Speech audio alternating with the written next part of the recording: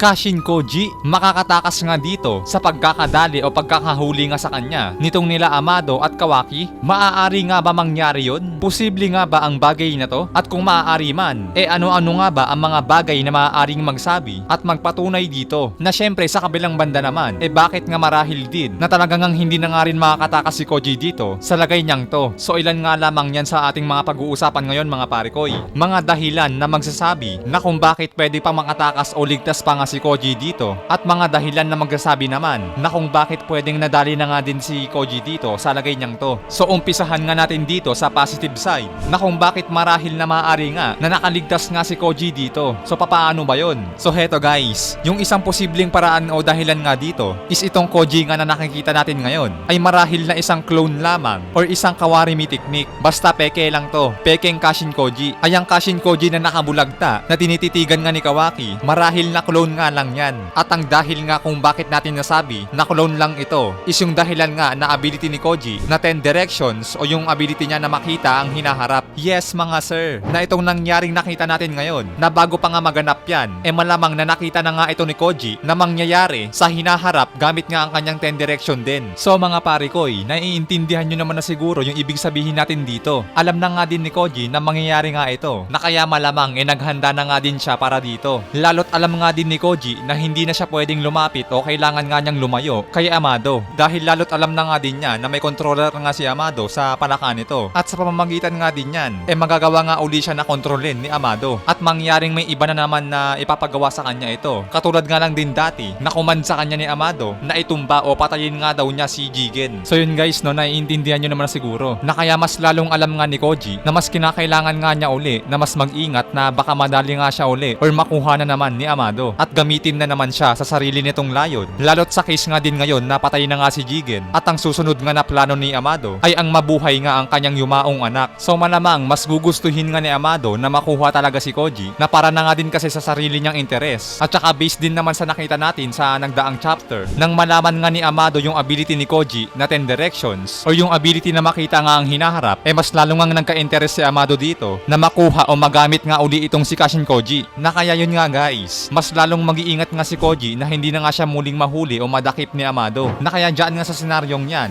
mangyaring maaari nga din na peke or clone or kawarimi technique lang itong Koji na nakadapa ngayon. At kalaunan ay parang sasabog na nga lang ito at mapapaisip na nga lang sila na wala na nga din si Koji sa lugar na yan. Lods, teka muna, paano yan? Kung sakaling pekeng Kashin Koji nga yan, paano naman yan? After nga yan, saan naman magtatago si Koji? Kasi malamang na kung sakaling clone nga lang yan, malamang na wala na nga din siya dyan. Wala na nga din o nakalayo na nga din siya or nakatakas na nga din siya sa hideout na yan. So saan naman maglalagi o maglulungga ng panibagong hideout or pagtataguan itong si Koji? So paano naman yon Lods? So ganito nga mga pare ko no, makinig kayong mabuti dahil tatandaan natin na itong hideout nga na ginamit ni Koji ngayon, guys, isa nga lamang yan sa mga lumang hideout ni Orochimaru. Yes mga sir, lumang hideout nga lang yan ni Orochimaru, which means to say na marami pang pwedeng pagpuntahan or pagtaguan na lugar itong si Kashin Koji after nga niya na makaalis dyan. Dahil take note nga din mga parikoy, na umpisa pa nga lang ng Naruto series, alam naman din natin na napakarami na nga ding naging hideout ni Orochimaru, which means to say na nga lang din talaga na hindi may iwasan na may posibleng naka-reserve nga na isa pang hideout si Kashin Koji na hindi nga basta-basta mahanap ng sino man. Isang marahil na lumang hideout pa nga na pwedeng puntahan o pagtaguan nga uli ni Kashin Koji na kapag nangyari yon malamang na mahihirapan nga uli sila na mahagilap o matagpuan nga o mahanap si Kashin Koji. Guys, alam ko na alam nyo din naman ito. Alam ko na alam nyo na si Orochimaru yung mga ginagawa nga nitong hideout napakahirap nga talaga na hagilapin. Napakahirap matagpuan. Sobrang hirap hanapin. Napakahirap ngang hanapin yan kahit saang lupalop ng bayan. Laging nasa mga tagong lugar or sa mga hindi kilalang lugar. Madalas nga dyan naglalagi yan. At saka yung mga ginagawa nga kasing hideout ni Orochimaru mas advance nga yon mga parekoy. Advance yon. Hindi lang siya basta hideout. Kung baga parang naka-proof. Lalong-lalo na sa mga hunter ninja na parang nga hindi talaga matagpuan yung lugar na kinalalagyan nila. Katunayan nga 'di ba? Itong hideout ngayon na ginamit nila Kashin Koji na isa sa mga lumang hideout ni Orochimaru hindi nga rin talaga matagpuan o makita o malaman man lang ni Amado kung saan ito banda. Natagpuan at nakita nga lang ito ni Amado. Gamit nga lang din itong diskarte niya sa pamamagitan nga lang din itong scroll na binigay niya kay Inujin at nang makuha na nga ito ni Koji. At saka naman nagawa nga ni Kawaki na makarating na nga sa lugar na to. So ganun nga yung diskarte na ginawa nila Amado at Kawaki para nga magawang mahagilap at makapunta sa hindi malamang hideout ni Amado na otherwise nga lang din o sa kabilang banda na kung sakaling hindi nga nila naisip yung diskarteng yun, malamang nawala nga ding ibang paraan na mahagilap o matagpuan nga nila itong si Kashin Koji. So ganun nga din talaga kahirap o kakomplikado na matagpuan ng isang tao o isang nilalang na nagtatago nga sa isa sa mga top secret hideout ni Orochimaru. Na kaya ayun nga guys no, nabalik nga tayo dito kay Koji na after nga niyang makatakas dyan, di na nga din problema kay Koji na makahanap muli ng lugar na kanyang pagtataguan. So yun nga mga sir no, sana naintindihan nyo. At syempre bukod pa nga dyan, after nga din na makahanap ni Koji ng panibagong lumang hideout ni Orochimaru, malamang dito na nga din papasok yung isa pang ideya na magkakaroon pa nga tuloy lalo si Koji ng mga bagay na kinakailangan na nga niyang paghandaan sa susunod, na kung papaano nga niya mas lalong maisisecure yung kanyang sarili, na kung baga alam na din kasi niya na nagagawa na nga din kasi ni Amado yung kanyang estilo na paggamit nga ng mga palaka sa mga pakikipagkomunikasyon. At ang mas matindi pa nga dito, nagawa pa nga ni Amado na yung mga palakangang ito ay nilagyan niya ng controller sa kanya, which means to say nga din na malamang na agad na nga din niyang maipapaalam kay Boruto itong pangyayari at ang mga posibleng maging mga susunod na plano ni Amado sa kanya. So yun nga mga sir no, hindi rin naman kasi ganun katolongges si Koji para nga mangyaring ganun na nga lang na maisahan na lang siya ng ganun kadali. So ilan nga lamang yan guys sa mga nagsasabi kung bakit nga marahil na peke nga lang itong Koji na bumulagta at ang mga bagay na maaaring mangyari matapos niyang makatakas dyan.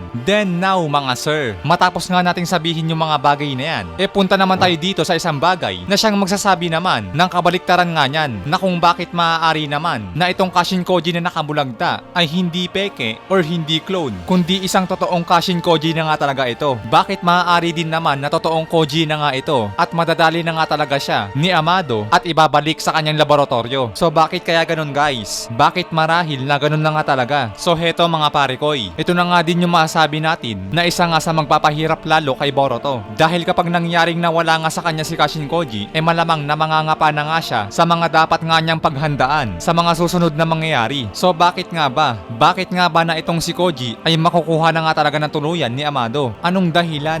So simple lang to mga parekoy. Ang dahil nga niyan is yung bagay na marahil na kinakailangan na nga talaga na mag-rely ni Boruto or makipagtulungan ng husto ni Boruto kay Momoshiki. Dahil pag inalis na nga si Koji kay Boruto, for sure na mahihirapan na nga si Boruto na kapain yung mga susunod na plano, na kaya ang mangyayari, ang madalas na makakausap na nga ni Boruto dito ay wala ngang iba kundi si Momoshiki na lang. Kung baga sa power ron na nga sila magkakatalo or gagalaw, more on pure power and strength ang magiging pagkilos nila. Although magkakaroon pa din naman sila ng mga ilang tactics or diskarte o mga plano at makakatulong pa din naman nila sila Shikamaru at ang ibang mga ninja, pero dahil nga din kasi na wala na nga din pagre-relayan si Boruto ng mga susunod na galaw at aasa na nga lang siya sa current situation nila ngayon, kaya nga dahil din dyan marahil nga na magre-rely na nga lang din siya sa magiging mapagkakasunduan na nga lang nilang dalawa ni Momoshiki. At saka malaking tulong nga si Momoshiki mga pare ko no, dahil na nga din sa matagal na nga din siyang umiiral at sa kanyang napakaraming mga nalalaman, magiging malaking tulong nga din yon para kay Boruto. Likewise nga din na mga ginawa niya kay Boruto ng mga pangangaral o mga pagpapayo o mga babala or parang mga do's and don'ts na ginawa nga niya at sinabi kay Boruto sa mga nagdaan. At kaya nga sa ganyang paraan nga din ay makikita na nga din natin at masasaksihan kung papaano sila kumilos sa iisang katawan at makipagbakbakan sa loob nga ng mahabang oras. So nagigets nyo naman na siguro yung punto natin dito mga parekoy, na ibig sabihin nga lang din, mukhang kailangan na nga din pakilusin ng may akda ang dalawang ito na kung saan makikita natin ang kanilang pagkakasundo sa isang layon na mapatumba nga ang kanilang mga parehas na kalaban. Dahil take note nga din guys, never pa natin nakita na lumaban ng matagal na magka-merge itong dalawang ito. Never pa nga natin silang nakita na lumaban sa loob nga ng mahabang oras. Yung nakita nga lang din natin sa nagdaan saglit nga lang. Kung baga doon nga lang yun sa pakikipagbakbakan nila kay Mamushi. Tapos temporary lang yun na pinagamit nga din ni Momoshiki yung Byakugan niya kay Boruto. So hanggang doon pa nga lang yung pinapakita sa atin mga sir. Na kaya pagdating naman dito sa paglayo nga kay Koji kay Boruto, marahil na mapipilitan na nga sila Boruto na i-full force ang kanilang pagtutulungan. Lalo't limitado na nga din ang kanilang pagkukunan ng mga impormasyon. Na kaya dito sa case na to ni Kashin Koji mga sir, marahil nga din na makuha na nga talaga siya dito ni Amado at gamitin nga uli siya sa sarili nitong interes. So yan nga guys ang dalawang bagay o dahilan na magsasabi na kung bakit marahil na hindi nga muna siya makuha or mawala at kung bakit marahil na makukuha na nga o mawawala na nga muna siya dito kay Boruto. Tulad nga ng ating mga pinaliwanag